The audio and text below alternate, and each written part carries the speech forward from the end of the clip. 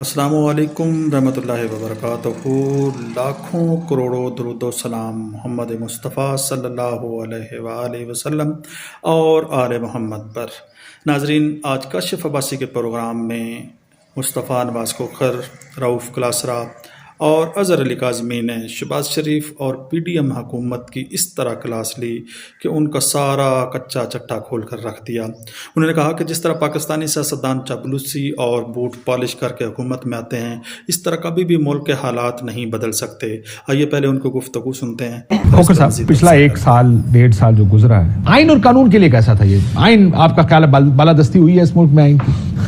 یار یہ سوری، یہ سیریس سوال ہے، آنیسٹلی اس کو جوک نہ سمجھے گا، یہ واقعی سیریس سوال ہے۔ کاشف بھائی، سوال آپ کا درست ہے، سیریس ہے، لیکن یہ پچھلے 16 مہینے گزرے، ان میں کوئی چیز آپ سے ڈھکی چھپی بھی نہیں ہے، لوگوں سے بھی ڈھکی چھپی نہیں ہے کہ جو حکومت جس وقت آئی اس وقت اس نے 2 چیزوں کے اوپر ان کا تھا کہ ہم نے 2 چیزیں کر کے تو ہم نے الیکشنوں کی طرف چلے جانا ہے۔ پہلی چیز ہم نے نیب لاز کے اندر ترمیم کرنی ہے اور دوسری الیکٹورل ریفارمز کرنی ہے۔ یہ 2 ہمارا ایجنڈا ہے جی، اس کے بعد ہم نے الیکشن میں جانا ہے۔ اقتدار کا نشہ پھر چڑھ گیا، لالچ غالب آ گیا، اور ان 16 مہینے کے اندر ہائیبرڈ سے ہائیبرڈ 2.0 کا جو سفر تھا وہ ہم نے دیکھا کہ اس ملک میں مکمل ہوا۔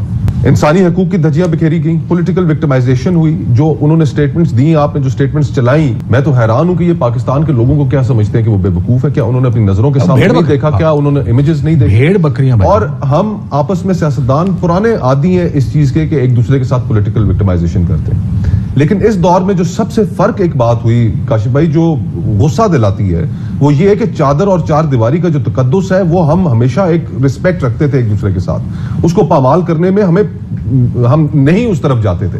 جو اس دور کے اندر جس طریقے سے وہ تقدس بھی انہوں نے پامال کیا ہے، اس کے جواب ان سے نہیں دیے جائیں گے۔ ہائی کورٹ اور سپریم کورٹ نے فیصلے دیتے تھے، ضمانت، بندہ باہر بندہ پھر۔ یہ پہلے بھی ہوا ہے، یہ پہلے بھی ہوا ہے، 90 کی دہائی میں ہوا ہے، لیکن اس کے پچھلے 20-25 سال میں ہم نے نہیں دیکھا۔ انہوں نے لوگوں کے گھروں کے اندر گھس کے بے پردگیاں کی ہیں، جو خواتین کے ساتھ بدتمیزیاں کی ہیں، وہ ایک ایسا انہوں نے ہماری سیاست کے اندر دوبارہ افسوسناک ٹرینڈ انہوں نے شروع کرایا ہے۔ پھر اس کے بعد جو سب سے بڑا فنڈامنٹلی جس کے اوپر ہمارا سارا نظام کھڑا ہے وہ ہے 90 روز کے اندر الیکشن۔ 90 روز پنجاب میں ہینڈ ان گلو ہو کے انہوں نے ملتوی کرایا، وہ تو جب آپ نے 90 روز ہینڈ ختم ہو گیا تو پھر آئین کیڑا تو اب ان کے دل میں یہی چور ہے نا کہ ہینڈ ان گلو جب تھے اس ساری صورتحال میں، تو اب انہیں پتا ہے کہ یہ 90 روز بھی جو ہے یہ 90 روز شاید نہ رہیں، اور اس کی بنیاد وہی 90 روز بنیں گے۔ ایگزیکٹلی، اور اس لیے اس وقت جو گیم پھنسی ہوئی ہے کیئر ٹیکر پرائم منسٹر کے اوپر، وہ دو سوچ ہیں۔ وہ ایک سوچ یہ ہے کہ ان کے دل کے اندر چور ہے، ان کو پتا ہے کہ انہوں نے 90 دن خود ڈیلے کرنے میں کردار ادا کیا ہے، اور اب یہ چاہتے ہیں کہ اس جگہ ایک سیاستدان آئے، اگلے کہتے ہیں نہیں ٹیکنوکریٹ آئے۔ یہ لڑائی تو دیکھتے ہیں ہم کہاں جا کے رکتی ہے۔ صحافت پچھلے 1.5 سال میں وہ کہتے ہیں بڑے پوائنٹس اوپر چلی گئی ہے بھائی، وہ گئی ہے، اور میرے خیال میں جس طریقے سے گئی ہے وہ آپ نے بھی دیکھا۔ آپ دیکھیں نا، صحافت چلی بھی گئی، اور 80 دن سے ایک صحافی اندر ہے جس کو یہ صحافی بھی نہیں مانتا۔ مطلب یہ دیکھیں، اسی صحافت اندر بھی غائب ہے، مطلب ٹیکنیکلی اندر ہے لیکن ایکچولی غائب ہے۔ 3 مہینے سے زیادہ کا عرصہ ہو گیا، آپ اس کو صحافی مانے یا نہ مانے عمران ریاض کو، وہ صحافی ہے یار، یہ ہوتے کون ہے فیصلہ کرنے والے؟ کون صحافی ہے کون نہیں ہے؟ وہ نہ مانے پر کیا کم از کم اتنا تو وہ کہہ سکتے نا کہ پاکستان کا شہری تھا، وہ صرف وہاں پہ بات ختم۔ اسی پہ آرگومنٹ شروع، صحافی تھا، اب ہے، بالکل ہے، ہماری نظر میں اب بات کریں گے۔ مسئلہ یہ کہ جب آپ کی وزیر اطلاعات جن کے گلے میں آج پریس کلب کے اندر اتنے پھول ڈالے گئے، ہار پہنائے گئے، وہ BBC جیسے ادارے کو انٹرویو دے کے کہتے ہیں یہ تو صحافی نہیں۔ لیکن یہ ایشو بڑا سمجھنا ہے، جب آپ اس طریقے سے لوگوں کو آپ لیبل کرتے ہیں، ان کو ایک کیٹیگری میں ڈالتے ہیں، تو پھر آپ ان کے جو رائٹس ہیں ان کو ختم کرنے کے لیے پہلا جو جسے کہتے ہیں نا وہ سٹیپ لے لیتے ہیں، یہ بڑا ضروری ہے۔ دوسری بات، وہاں پہ بات ختم نہیں ہوتی، باقی جو اداروں کے ساتھ ہوا، آپ کے ادارے کے کتنے لوگوں کے خلاف FIR، میں ابھی آپ کو بتاتا ہوں، آج وہ دن تھا جس دن ارشد شریف پاکستان چھوڑ کر گیا، اور اس کے بعد پھر کیا ہوا یہ آپ جانتے ہیں، وہی نا، اور دیگر جو آپ کے جو ساتھی ہیں ان کے خلاف بھی FIRs وغیرہ درج ہوئی۔ لیکن جو صحافت ہے، آپ کو ٹوٹیلٹی میں دیکھنا پڑے گا کہ ہو رہا کیا ہے۔ ہم اس دارالحکومت میں بیٹھے ہیں، لیکن یہ تو ہمیشہ ہی ہوتا ہے، نہیں، یہ کاشف صاحب یہ والا جو ہے کہ ہم کنڈون نہیں کرنا چاہیے، لیکن یہ ایک سائیکل نہیں ہوتا ہے، پہلے بھی ہوتا ہے، لیکن جس لیول پہ ابھی ہو رہا ہے، ٹو بی آنےسٹ، اس کی کوئی نظیر نہیں ملتی۔ یہ میں بڑی ذمہ داری سے آپ کو کہہ رہا ہوں کہ اس کی کوئی نظیر نہیں ملتی۔ ہی سینگ اس کا کوئی مثال نہیں ہے جس لیول پہ اب ہو رہا ہے۔ مطلب ہمارے دور میں تو وہ بالکل ٹھیک کہہ رہے ہیں کہ اس کی مثال نہیں ہے، لیکن اس سے پہلے تو چیزیں ہوتی رہی ہیں۔ مطلب جنرل ایوب خان صاحب کا دور میں اس سے زیادہ سخت ہوئی۔ صاحب اب جمہوریت کو ہم مارشل لاء کے ساتھ ملانا شروع کریں گے۔ پہلے کی بات کر رہا ہوں نا، آپ یہ رائٹ، نہیں، اگلی بات، ان کو اب جمہوری کہتے ہیں، جو جا کے خفیہ میٹنگز کریں، مطلب گاڑیوں میں چھپ کر جائیں،